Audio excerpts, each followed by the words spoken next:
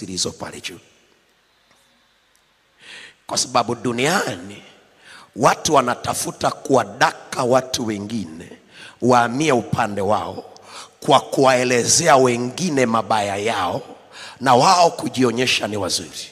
Kumbe wao ni wabaya kuliko yule wanaelezea.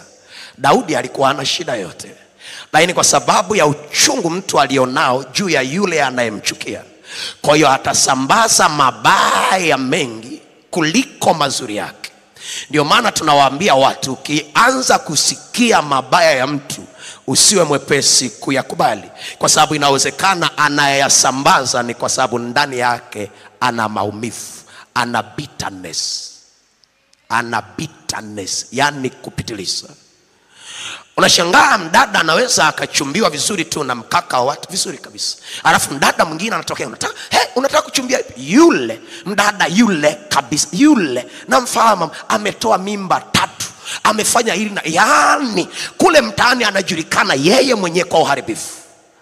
Alafu mkaka wa watu unakubali tu zile story mbaya, usielewe kwamba inawezekana yule dada na bitterness yake juu ya yule mtu anayesema mabaya yake. Mtu wa Mungu, sikuwe mwepesi sana kukubali mambo ya watu. Nasema hivi, usiwe mwepesi kuamini unayoletewa. Nami ninakuombea kwa Bwana akupe uvumilivu na akupe kuchuja yale yanayokuja mbele yako. Usiamini sana mabaya yanayoelezwa juu ya bosi wako, kwa sababu inawezekana kabisa adui ndo anakuja akutenge na baraka yako, kwa sababu adui anajua bosi ndiye amebeba hatima yako ya baadaye.